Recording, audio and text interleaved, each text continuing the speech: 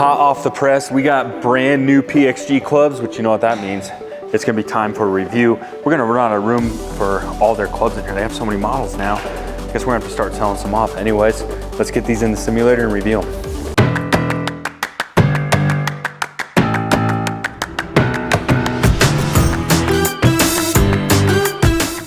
So we just kind of ordered a stock set. These are the brand new O211s, and check these out. I saw a picture of them. Oh my goodness, look how money those look. So those have the X-Core 2, the O211s. This is their wedge. And now we kind of ordered a stock set just to try it out in the simulator. But here's the deal with these, is they're gonna be a lot more affordable than the Gen 5s. So they've put a lot of the Gen 5 technology into the O211, which means supposedly it hits absolutely fantastic, but you're not gonna pay the price point you're gonna get with Gen 5s. Now I'm gonna talk about the differences and really what you're sacrificing between these two clubs. But a super simple way is these are forged. So forged means that they're really cutting this out of one big chunk of metal versus casted clubs. Now, if you're not familiar with the difference between forged and casted, the forged clubs, because it's just made out of one big hunk of metal, typically you're gonna get more consistency, like with the center of gravity. The club faces are just gonna be more consistent throughout the manufacturing process versus a casted club. Now, this casted club is essentially a mold, and then you sort of, pour the metal in there and then it hardens. I'm not a scientist, I don't really understand how it works. But apparently you can have more discrepancies with casting. Over the years, club manufacturers have gotten so good at making both, I would say that performance is minimal, performance difference is minimal. Now, typically what you see, forged clubs are typically gonna be blades, lower handicap, better players can play forged, and then these are gonna be more for player improvement or to help the high handicappers out. And that's typically what you see, but that's a very sort of broad way to look at it. But the question is can these casted clubs perform just as well as the forged Gen 5, and what the heck is the differences between them? Because if this club's half the price and it performs just as good, we're gonna have to get it in the simulator and find out. So should we start firing this thing up? Tate's getting it warm for us. Okay, so just for comparison's sakes, we're gonna put these in the simulator up against the Gen 5. So the Gen 5 is sort of their flagship golf club. It's their sort of original technology that they built off, which is a forged club. So most people like playing forged clubs because a forged club typically is going to give you that blade-like feel when you're standing over the golf ball instead of like a cavity back casted club. And so that's why these are so sweet, is you sort of get the performance of a cavity back golf club, but you get the look and feel and workability around the golf course of a forged club. Now, what is the difference between forged and casted? Now, I'm not super familiar with the manufacturing process, but typically a forged club is gonna be all literally forged out of one hunk of metal. So what that's gonna allow you to do is just have better consistency and less discrepancies within each club. So your center of gravity, the center point on the golf ball, the sweet spot on the golf club is gonna be more consistent throughout the manufacturing process. Versus a casted club is gonna be a mold that they pour the metal into and let it harden, and you can have more discrepancies in a casted club. Typically, what you're gonna see is low handicappers, people that like workability, obviously the pros, those guys, they all play forged clubs. High handicappers that want performance improvement type clubs typically are gonna play casted clubs. So that's sort of the nutshell differences between forged and casted. But technology's gotten so good, and these guys have gotten so good at making clubs, all the brands, that I don't think the gap is as large as it used to be between forged and casted. A lot of casted manufacturers out there and clubs out there are just awesome. They work flawlessly. Now, these are designed a little bit for player improvement, sort of the higher handicappers, but it doesn't mean if you're a low handicapper, you can't play these. But they have the same technology that the Gen 5s has as far as what's inside the club, sort of that gel that they use. That's all the exact same. Now, there is differences between the clubs besides aesthetics, but let's get them in the simulator. Let's see how they're gonna perform. This guy's half the price, literally almost half the price of the Gen 5s, but has a lot of the same technology. And let's see if that price tag is worth it. Now only you can decide based on your particular golf game, whether you're a high handicapper, low handicapper, what feels good to you. So there isn't a blanket answer for everybody, but let's at least get some data on these and see what's going on. Okay, so I'm just setting our parameters here. We're in Denver, Colorado, so I'm setting our altitude to 5268, which is within a foot or two of what we're at. So if you're at sea level, don't be alarmed at my distances because it's probably a good 15 yards longer than what it would be at sea level. We're using a premium golf ball. We're testing with Pro V1X today throughout the test, so we'll have consistency there. Here's the other thing I wanted to mention. I test these clubs from an amateur's point of view. I've watched a million golf club reviews in my day, and I love them. I think they're all awesome. Some of the big guys out there do a great job, but they're also really good. Like their misses are a centimeter or two off. Mine aren't. My misses are like on the toe or just a complete miss. And so I think it's important that we get the feedback from an amateur golfer like myself, because typically the people buying these clubs are amateurs. And so we want, I just think it just adds a fresh perspective. Now, I'm not gonna be nearly as knowledgeable as some of those other guys, but I think it's important to know. All right, so 10 shots with the O211s. What I'm really curious is I've just been really hitting the ball just awful. Just terrible lately. So I'm kind of glad I have been, because I want to see what this is going to do with my misses. Which club's going to perform better with my miss hits.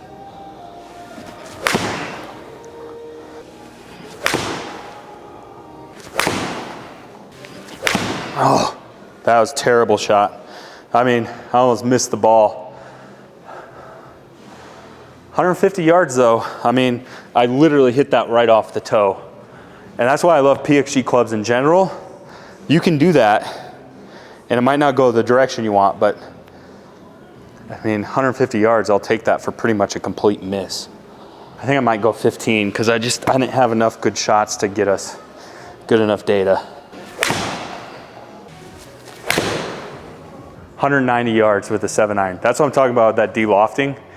I know we're gonna gain some extra yardage with that. Last one.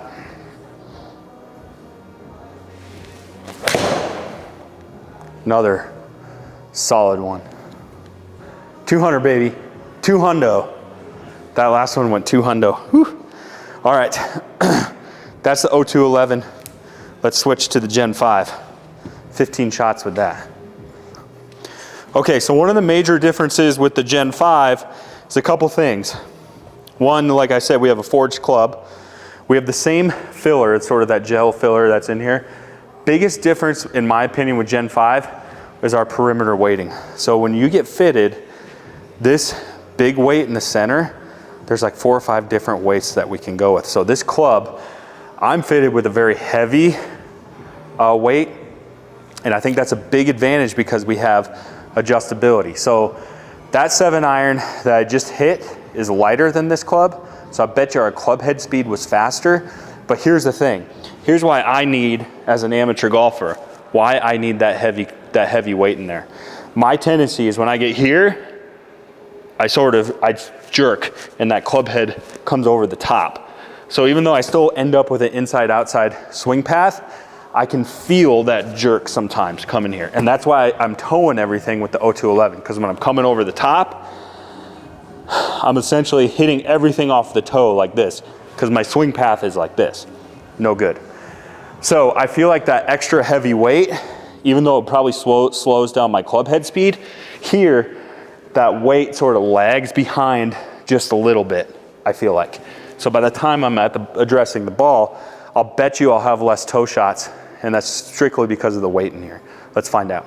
It's definitely a heavier club, and that's because of that adjustable weight in there. You wouldn't necessarily have to have it heavier, but my particular one is. That was way too thin, but not as towed.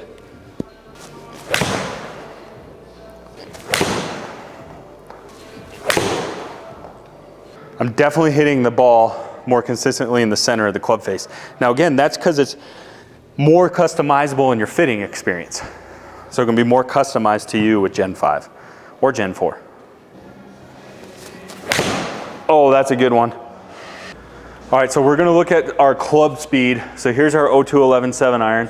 Our club head speed averaged 79 miles an hour. So 79 miles an hour, 2.5 degrees inside out, even though I can feel me jerking at the top, a little outside in.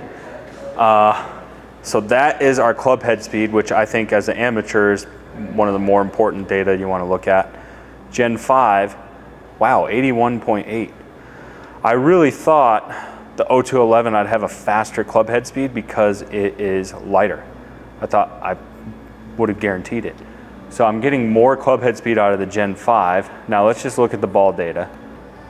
Okay, O211 ball speed, 105 miles an hour, 4,200 RPM backspin. Now let's see, we're carrying 143 and that had a lot of mishits in there for an average of 172.